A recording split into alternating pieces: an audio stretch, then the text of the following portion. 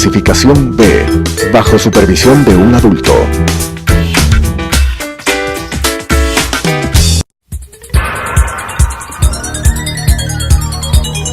Las opiniones vertidas en este espacio por la producción y dirección del programa son de exclusiva responsabilidad de sus autores y de quienes intervienen en ellos.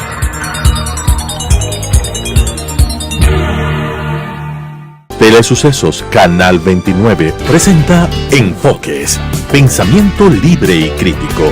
Día a día buscaremos diferentes visiones para la comprensión de la realidad del tercer milenio. Enfoques, un espacio que une noticia, análisis y opinión.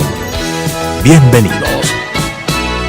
Gracias por estar semana a semana aquí en este espacio de Enfoques que busca analizar con ustedes los temas políticos y económicos del país. El día de hoy tenemos como invitada a la asambleísta Gabriela Larreategui. Recordamos que ella es parte del movimiento Suma y también llegó a la asamblea con el apoyo de Creo. Ella está en una de las comisiones económicas. Quisiera que nos cuente, Gabriela, ¿por qué existen dos comisiones económicas en la asamblea? La de régimen económico y la de desarrollo económico. En este momento usted no está a cargo del proyecto de ley, pero ha estado muy cercana el proceso de la aprobación. Precisamente mañana será aprobado lo enviado por el Ejecutivo a la Asamblea Nacional. Claudia, muchísimas gracias por tenerme aquí en tu estudio.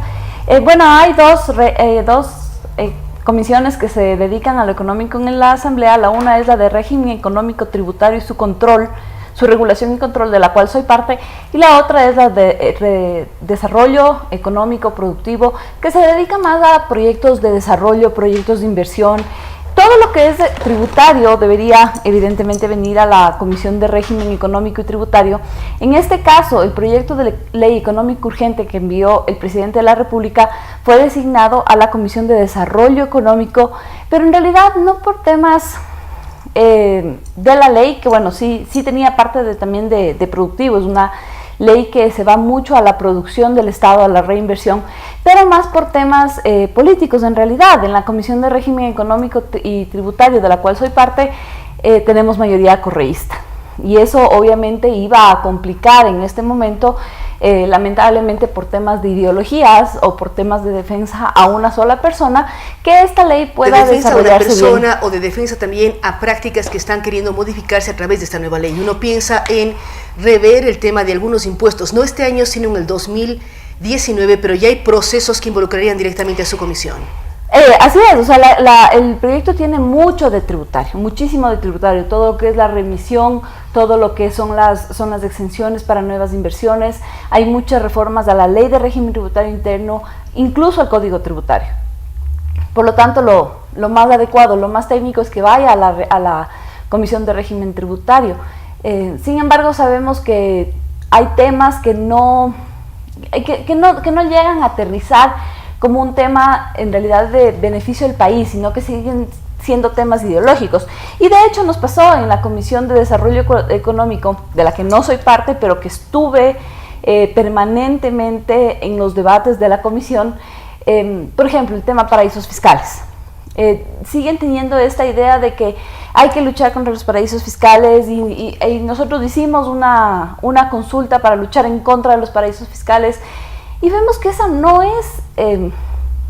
tiene que ser el fondo de la lucha. El fondo de la lucha siempre es la transparencia, porque no toda plata que esté en un paraíso fiscal necesariamente es mala vida, necesariamente está siendo escondida. O la denominación de paraíso fiscal también es cuestionable. Hay quienes apuntan a X países como paraísos fiscales y esos países no se sienten paraísos fiscales. Entonces hay un debate, no solamente en el Ecuador, sino a nivel internacional, sobre cómo comprender este tipo de términos y cómo no politizarlo, sino más bien buscar lo que usted dice, transparencia. ¿Cómo avanzar en transparencia?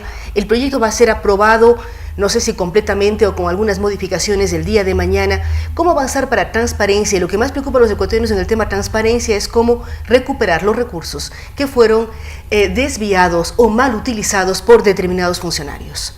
Bueno, primero, el tema paraísos fiscales, efectivamente hay muchos países, nosotros por eso nos opusimos a la consulta popular, por eso nosotros dimos por el no en la consulta popular, porque desde la misma designación de paraísos fiscales es un tema absolutamente discutible.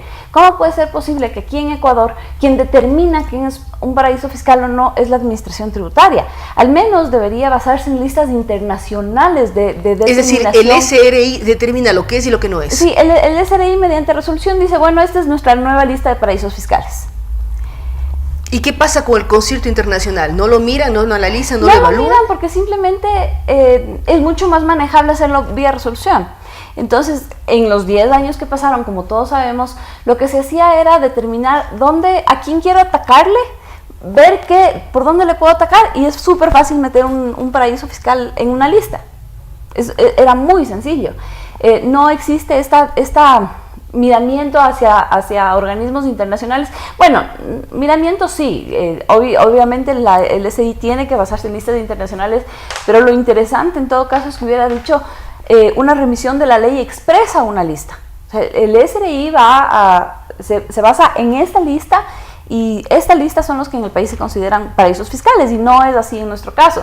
Entonces, ¿qué es lo que es importante y qué es lo que se debatió en la mesa de desarrollo económico? El tema de ir hacia la transparencia. Habíamos muchos legisladores que entendemos que el mundo va hacia la transparencia, que el mundo dice, ok, tú tienes tu plata en paraíso fiscal, pero primero dime qué tienes en paraíso fiscal, dime quién es el dueño, dime cuánto tienes, dime de dónde sacaste. Y César Ron hacía un ejemplo ya demasiado gráfico, que yo dije, ya, si con esto no comprendemos todo. Con eso no comprendemos. Él decía, bueno, TAME está en la quiebra.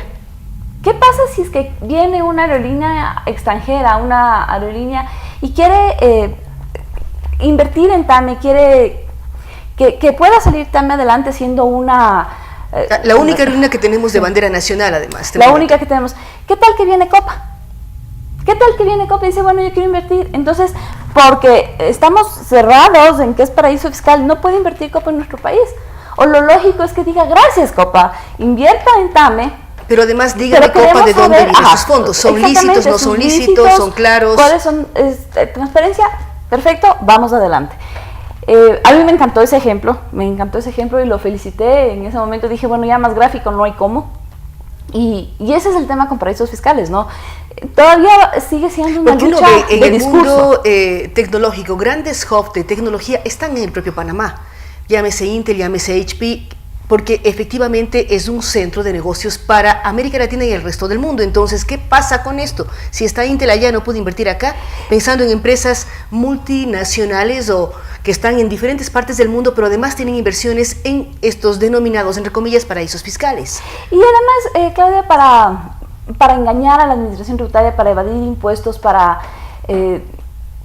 no se necesita solamente tener un paraíso fiscal. Uno puede estar en un país que no sea un paraíso fiscal, pero esconder los ingresos, esconder el flujo de capitales. Entonces, el problema de fondo no es el paraíso fiscal. El problema de fondo es la falta de transparencia. Usted dice, falta de transparencia, la ley está apuntando cómo lograr transparentar información y que todos, asambleístas, funcionarios públicos, periodistas, todos nos veamos obligados a efectivamente ser transparentes en nuestras vidas, como siempre debe ser. Sí. Bueno, las normas, en este caso, de transparencia podemos hablar desde transparencia del Estado, transparencia de las entidades privadas, transparencia de los seres privados, de los entes privados, de las personas.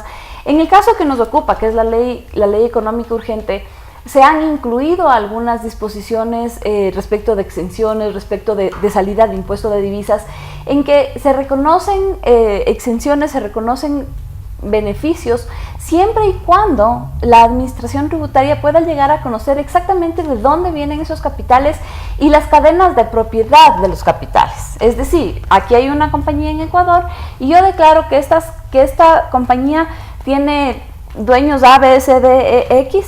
X es a su vez una empresa. Ok, ¿de quién es esta empresa? ¿Y dónde residen los dueños de esta empresa? Y así sucesivamente, hasta llegar al legítimo beneficiario de los capitales de la inversión. Es decir, la persona natural, ¿cuál es el propietario, aunque esté en otra parte del planeta, de las acciones de determinada compañía aquí en el Ecuador? Sí, exactamente, en esa es la línea en la que vamos. Panamá ha firmado tratados de transparencia con muchísimos países, lamentablemente nosotros no somos uno de ellos, pero tenemos que caminar justamente a eso. Los países de la OECD tienen también entre sus obligaciones tratados de transparencia. La lucha por la transparencia, Claudia, no es un tema de Ecuador. La lucha por la transparencia en los tributos, en los ingresos de las empresas, es una lucha a nivel mundial.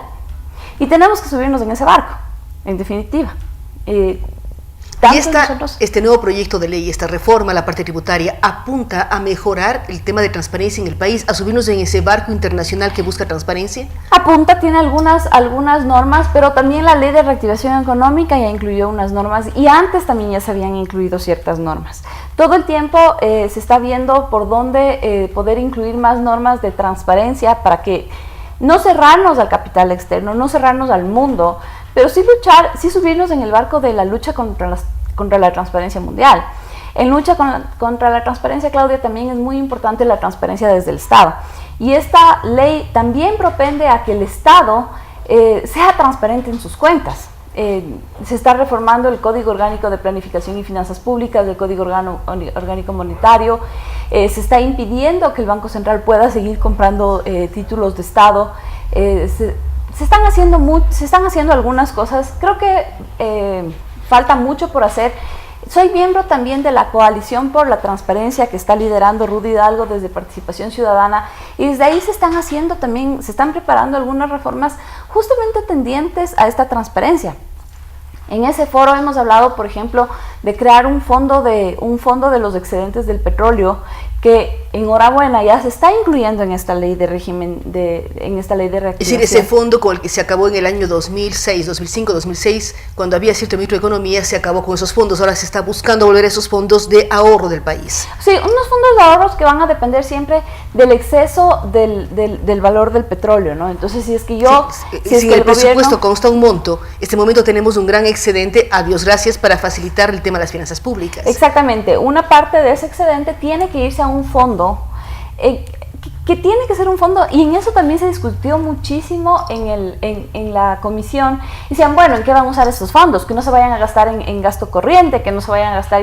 Sí, pero es justamente para eso, es justamente para que, si es que en el presupuesto general del Estado de este año está $41 el precio del petróleo. Si es que yo tengo 70 y si es que puedo ahorrar 10, 20 dólares de cada barril de petróleo para hacer un fondo, cuando el petróleo baje a 20, voy a coger este fondo para el gasto corriente, para el gasto social, para lo que necesite, con tal de no afectarle al presupuesto general del Estado. La idea es que el presupuesto se maneje en un equilibrio, ¿no? Que si es que baja el petróleo, yo tenga dónde recurrir, sin tener que alzar impuestos, sin tener que contraer deuda, sin tener que tener medidas de emergencia. Que exista un fondo de estabilización que apoye cuando los momentos son variantes, cuando dependemos del crudo, que es absolutamente volátil en el mercado internacional. Este momento en alrededor de 70, pero no sabemos de los siguientes 3 meses si suba o baje o qué ocurra. Y no podemos estar tampoco tan atados al precio del petróleo. Ni atados al precio del petróleo, ni atados a lo que pasa en el mundo, sin poder nosotros influir de manera directa en nuestro propio presupuesto. Ahora, Gabriela, dentro de este proyecto, ¿hacia dónde apunta el reactivar producción? ¿Qué ocurre con esto? ¿Cómo garantizar que venga más inversión, que se invierta en el Ecuador y que sobre todo se generen más plazas de empleo? Bueno, es por la vía de las exenciones. En este momento el país está en un plan de hacer exenciones, de fomentar la producción, de fomentar la inversión, de fomentar la industria, con 12 años en todo el país de exención de impuesto a la renta, 8 años en Quito y Guayaquil en las zonas urbanas, 5 años más en las zonas fronterizas. Son exenciones fuertes, Claudia, y eso hay que reconocerlo. O sea, que el Estado deje de percibir de ciertas industrias 12, 15, 20 años de impuesto a la renta es fuerte para las finanzas públicas, pero justamente la idea es que los privados respondan con generación de empleo, respondan con inversión en industrias. Tenemos zonas especializadas, las del 9.1 de la Ley de Régimen Tributario Interno, que son varias: turismo, agropecuario, elaboración de alimentos frescos, congelados, petroquímica, se le incluyó ahorita oleoquímica, que todavía no sé muy bien qué es. Oleoquímica, bueno, son algunos sectores del Estado, sectores estratégicos, el sector de generación de fuentes alternativas de energía, y bueno, son sectores en los que el Estado quiere que haya mayor inversión, software, todo lo que es tecnologías de conocimiento, y por eso genera exenciones para que 12 o 15 años no paguen impuesto a la renta y por lo tanto puedan reinvertir en el propio país. Exactamente, que las inversiones, y una cosa básica que creo que tenemos que entender y que no se entendió en los últimos 10 años es que quien tiene capital lo va a invertir aquí o afuera. ¿Dónde queremos que invierta ese capital? Queremos que la gente que ven y que nuestra gente que tiene capital lo invierta aquí o lo invierta afuera. Queremos que la gente que está afuera vea a nuestro país como atractivo para las inversiones, como decir, ok, Ecuador suena bien, voy a meter mi plata en Ecuador porque el riesgo no es mayor, voy a ganar. Nadie invierte en un país en el que piensa que va a perder. Ahora, una pregunta que muchos sectores se hacen, ¿cómo garantizar que esta ley dure y no venga un siguiente momento en donde se cambie la ley y las exenciones planteadas sean borradas por siguiente gobierno, siguiente proyecto de ley, siguiente ministro, que lamentablemente hemos vivido eso en el país? Tenemos que llegar sobre todo a una lucha de derechos. Estos derechos para las empresas que en este momento bajo el amparo de esta ley invierten, lo van a tener como derechos adquiridos. Podría pasar que de aquí a 5 años digan, no, ya no hay las inversiones y ya no puedan venir nuevas inversiones, pero las personas a las que se hicieron beneficiarias, que montaron una empresa o que no le pueden cambiar las reglas. No se les puede cambiar las reglas, y ese es un tema de derecho, y ese es un tema... y que la ley no es retroactiva también. Y la ley no es retroactiva, entonces seguramente ahí es cuando entra la pelea de los abogados, ¿no?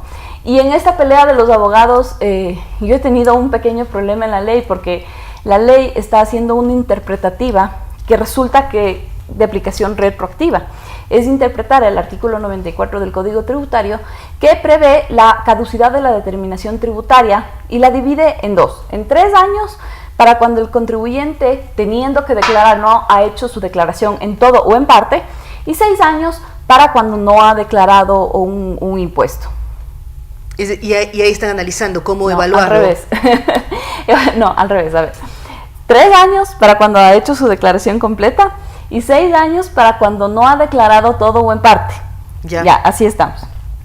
Entonces, la jurisprudencia, desde que salió el Código Tributario en 1975, ha establecido que se considera que no se ha declarado un tributo en parte, porque es muy fácil decir, bueno, usted no declaró, son 6 años, pero ¿qué significa no declarar en parte? La jurisprudencia ha dicho que significa que yo he omitido ingresos. Es decir, que yo tenía ingresos por mi actividad profesional, pero también tenía un alquiler de una oficina y esos ingresos no incluyen mi declaración de impuesto a la renta. Eso es lo que la jurisprudencia ha dicho. Ahora, con el problema de las empresas fantasmas, el SRI... No sabemos qué le pasó, se demoró en hacer las determinaciones y no alcanzaron a los 3 años en determinar los gastos por empresas fantasmas o por gastos inexistentes que están establecidos como no deducibles en el artículo 10 de la Ley de Régimen Tributario Interno. Y ahorita se ha incluido y ya va una disposición por la cual dice que si es que se ha soportado gastos en facturas con empresas fantasmas o gastos no existentes, o sea, que han sido inexistentes, se considera que no se ha declarado en parte y por lo tanto aplica caducidad de 6 años. Es decir, hay que hacer unos largos análisis y usted dice de eso no estoy de acuerdo porque empieza a ser retroactiva en una parte de la famosa nueva ley. Para mí es un problema de derecho. Para mí es un problema de derecho, de aplicación de la ley, de doctrina, de jurisprudencia. Sí, y lo importante es garantizar que este país tiene seguridad jurídica y no se cambian o se modifican de acuerdo a los intereses de ningún sector. Así es, pero en este caso estamos cambiando frente a circunstancias. Sí, yo también quiero que se les cobre, que si es que hubo empresas fantasmas, que hubo lamentablemente empresas fantasmas que lo único que hacían era dedicarse a vender facturas sin sustancia económica, que se les cobre, que se vayan presos, perfecto. Pero entre eso o sea, digo, la ley o la emisión de la ley, la interpretación de la ley no puede ser un tema circunstancial.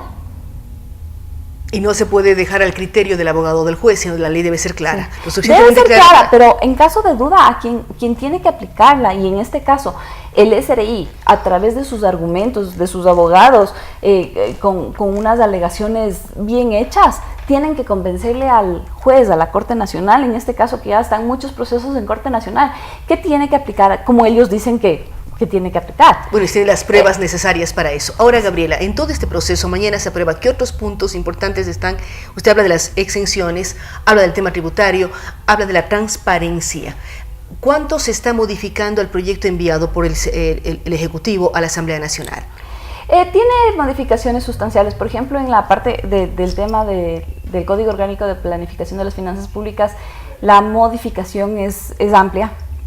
Se están incluyendo muchos conceptos en el artículo 123 y conceptos que de hecho salieron la semana pasada, o sea, del anterior informe acá se incluyó muchísimos cambios en el artículo 123, cambios muy técnicos. Se incluyó una reforma respecto de las notificaciones que hace el Servicio de Rentas Internas para fortalecer las notificaciones por vía electrónica. Se han incluido algunas otras exenciones también.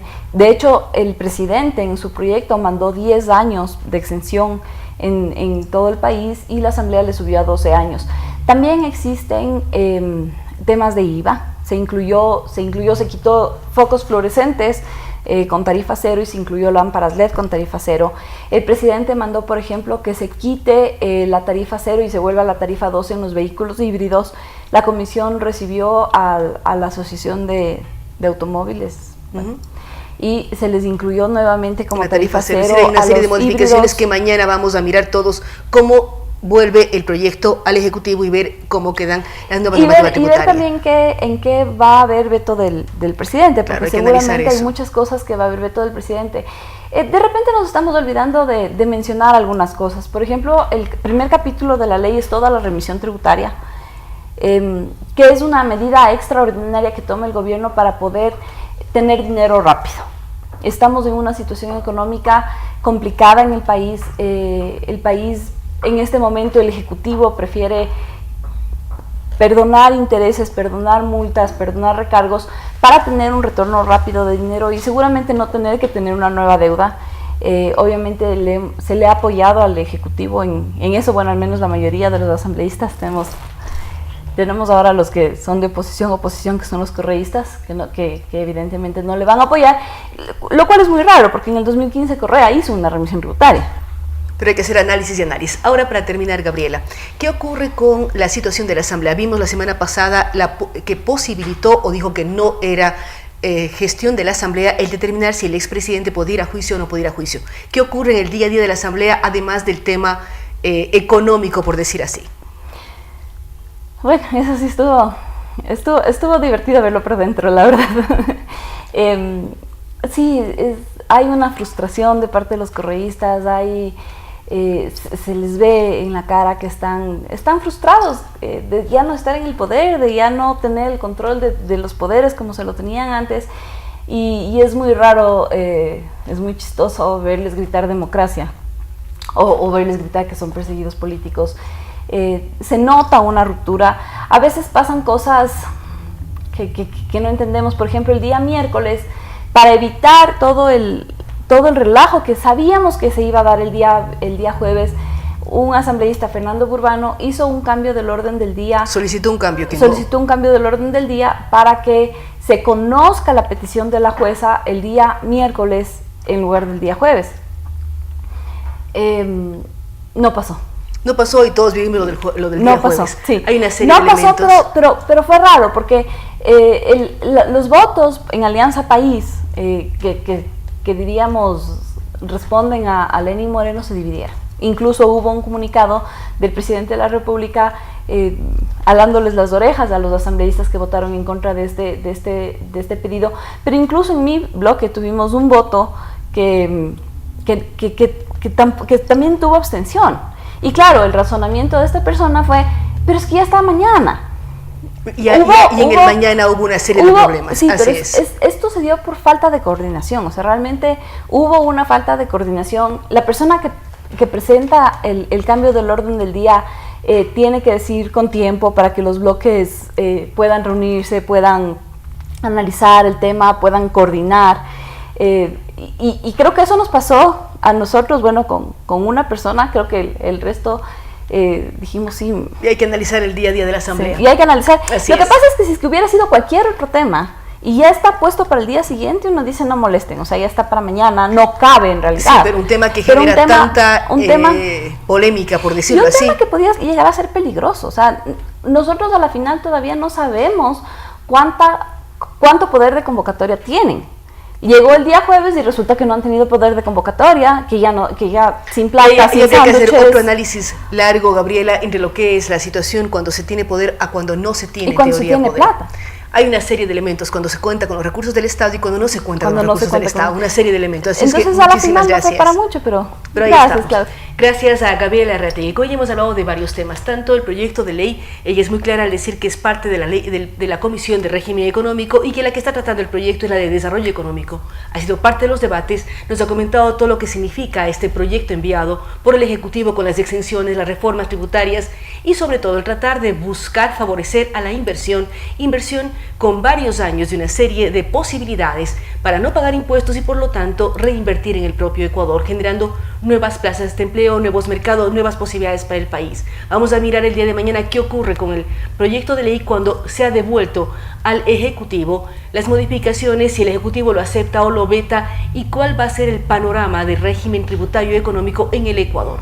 También ella dice, es muy difícil entender lo que pasa en el país. Lo que vivimos la semana pasada, una cosa es con poder, con recursos económicos del Estado en nivel de convocatoria y otra cosa es el día a día. Todos estamos pendientes de lo que pasa en el juicio que se está llevando a cabo por el secuestro del señor Balda. Gracias nuevamente a ustedes que nos acompañan semana a semana en Enfoques. Gracias nuevamente a Gabriela Larrategui. Les esperamos la próxima semana. Sus comentarios y sugerencias a través de las redes sociales de Telesucesos y de Claudia Arteaga S.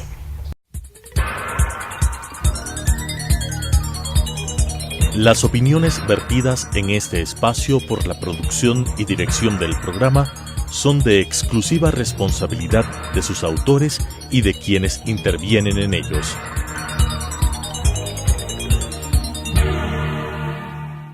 Telesucesos Canal 29 presentó Enfoques, pensamiento libre y crítico. Día a día buscaremos diferentes visiones para la comprensión de la realidad del tercer milenio. Enfoques, un espacio que une noticia, análisis y opinión.